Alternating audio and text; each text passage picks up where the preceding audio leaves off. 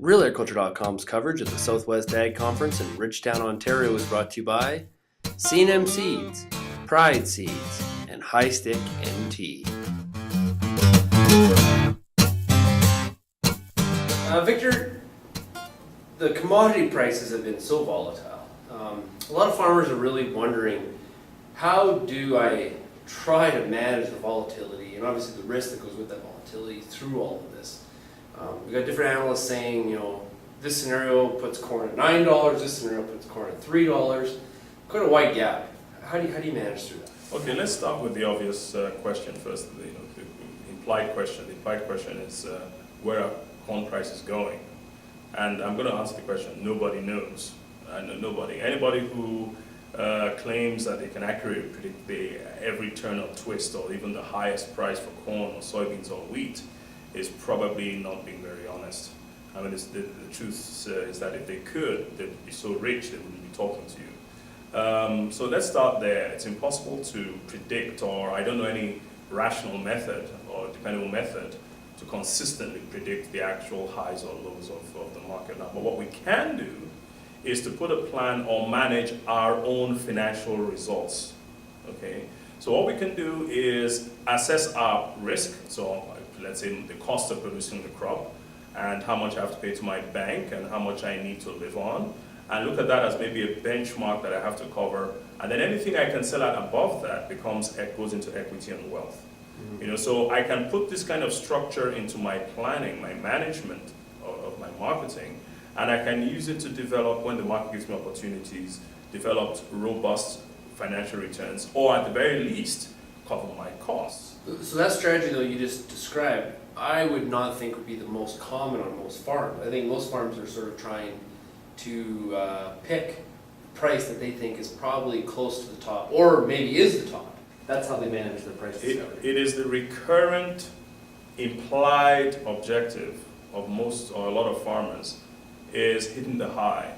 Okay, take now for instance. In today's market, today, January the 5th, 2011, here in Ontario, soybeans can be sold for something at or above $13 a bushel. I heard 13.5 this morning. Excellent. Why hasn't every soybean been sold? Because there are people out there who are thinking it might go higher. Mm-hmm. So I'm going to wait. And even if they don't think it, their behavior indicates that's their feeling. Because if you don't take 13.50, it usually means you think that's not the best price. Right. It's implied in your action. So this becomes the biggest challenge. Don't get me wrong.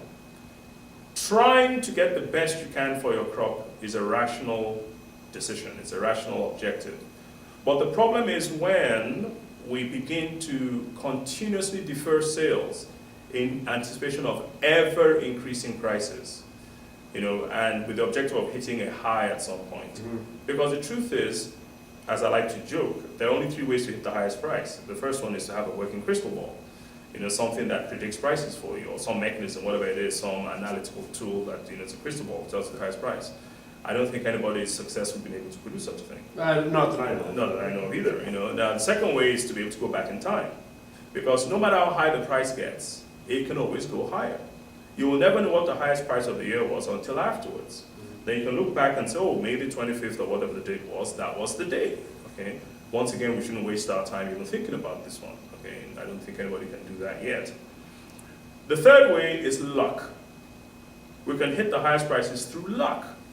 Unfortunately, luck is not a good ingredient, hasn't proven to be a dependable ingredient for managing marketing.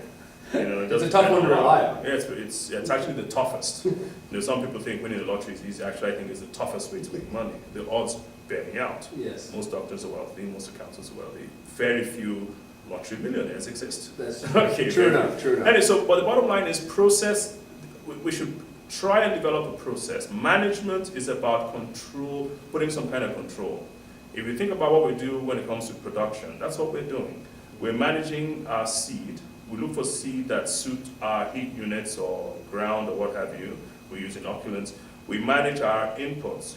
We control for pests through herbicide.